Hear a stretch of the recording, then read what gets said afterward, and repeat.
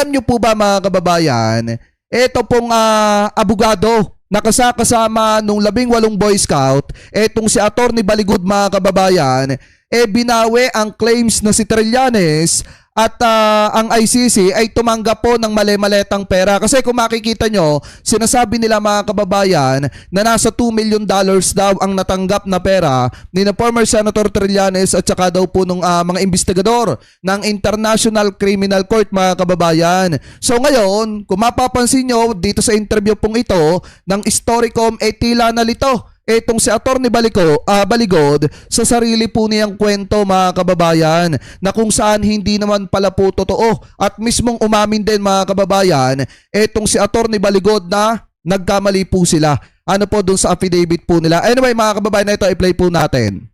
Sir, yesterday there was also an assertion on the part of the affidavit signed by these gentlemen and also by from your end to the effect that $2 million were turned over to Senator Trillanes for the use of the ICC investigators in the country. Naririnig ba? Wait nga lang. Kaya naririnig naman. I'd like to ask if that money was supposed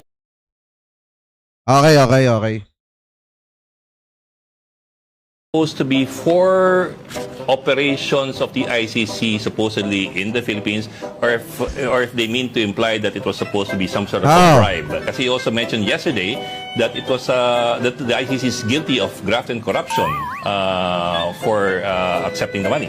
Ama! First po, I want to correct your predicate. There is nothing in the affidavit, and also Hindi, kasi yun yung kwento. Yun yung kwento ninyo, Atty. Baligod, na tumanggap ng pera o dinalhan ng pera si former Senator Trillanes. At sinasabi nyo pa nga na tumanggap din ng pera yung mga ang claims ninyo, yung mga investigador ng International Criminal Court. So ngayon, sinasabi nila mga kababayan kay Edling Gao, sinasabi ni Atty. Baligod na mali lamang daw yung predicate na sinasabi nito pong si Edling Gao. So ngayon ituloy pa natin. did not say anything that the $2 million went to the ICC. No, sir. I said what I said was it was turned over to Trillanes supposedly for There was an implication, the attorney. use of Even the that. ICC investigators. Even with the $2 million turned over to Trillanes, nothing in the Mega love shoutout Idol Mark. Oy, Luwaton, TV Seresa Force. Jake Magnus ito, hindi ito si Mark Ramos. affidavit, and I did not say that during the press conference. But sir, I remember specifically you said you actually accused the ICC investigators of graft and corruption because of that money. No. Yes, sir. That's not we can review the sir. Yes, yes. It's We can your life is review the your life. Hindi, ang mali kasi talaga mga kababayan dito si Baligod. Ngayon, kung matatandaan nyo, di ba sinabi ni former Senator Trillanes na hahabulin po nila. Hahabulin niya itong 18 ex-Marines na nagsasabit, nagdadawit sa kanya. At sinasabi na binabayaran yung mga investigador ng International Criminal Court at nagsasabi rin na tumanggap siya ng pera at pinagdilibiran ng mali-maletang pera. So ngayon, mukha atang kinakabahan etong si attorney mga kababayan dahil pwede po itong masampahan ng kaso at pwede rin ito mga kababayang madisbar. Yan ang pagkakamali ni Atty. Baligod na nagpasakop ka sa maling naratibo. Tamo ngayon, ang kahihinatnan mo pwede ka pang madisbar dahil sa kayabangan mo. Diba mga kababayan? Anyway, tuloy pa natin. Yes, Still on Facebook. Yes, Sir Ed Lingao, you can go over the press con and you will be cleared na ang sinabi ko may mga ibinigay kay Sunny Trillanes na pera.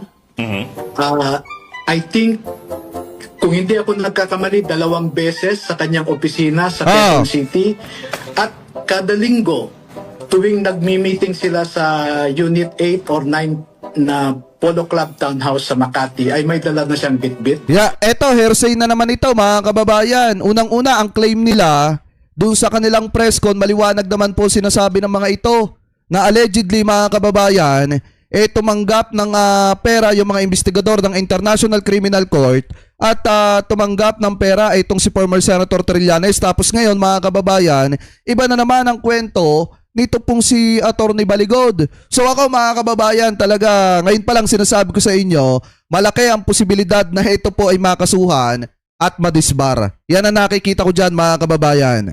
At sinasabi nila na binibigyan siya ng pondo para sa mga ICC. Ah.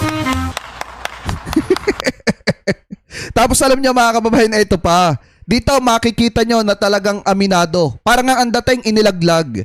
Inilaglag ni Atty. Baligod yung 18 Marines mga kababayan or yung 18 ex-Marines na nagsasabi na nagdi-deliver sila ng pera kina PBBM at dun sa mga kongresista kasama si former Senator Laila De Lima. So ngayon dito maliwanag na inamin po mga kababayan ni former Senator Laila De Lima, ni former nitong si Atty. Baligod na walang katotohanan mga kababayan o nagkamali yung affidavit na nagdadala ng pera.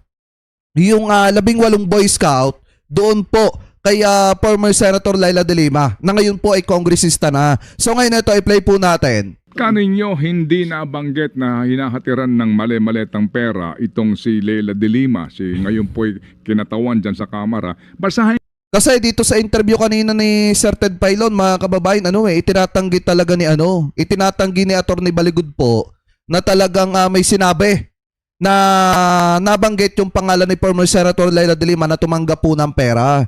Tinatanggi yan ni Baligod at sinasabi niya na wala daw sinabing ganyan yung 18 na ex-marine at wala daw po sa affidavit yan. Ngayon nung binasa ni mga kababayan ni Ted Pailon dito po kay Atty. Baligod, doon na po napaamin si Atty. Baligod na nagkamali po sila ng paglagay ng pangalan ni former Senator Laila De Lima. So ito, ituloy pa natin. ko po number 44 ha. Nautusan din kami na mag-escort at mag-deliver ng iba't ibang laki ng maleta sa mga congressmen, women na naaalala namin sa ngayon dahil nga sila ang napapanood namin minsan sa telebisyon. Alright, opo. Ito po'y sinasabi din ha, na nakakausap si Zaldico at naghihatid mismo sa HOR at sa mismong bahay ng ilan. Dito po sa letter M, De Lima. Alright, opo. Sabi ho dito, Laila De Lima, mali-maletang pera. Hindi nila pwedeng itanggi yan kasi mga kababayan na isa publiko na po yung at maliwanag na nakalagay yung pangalan ni former Senator Laila De Lima. Wait.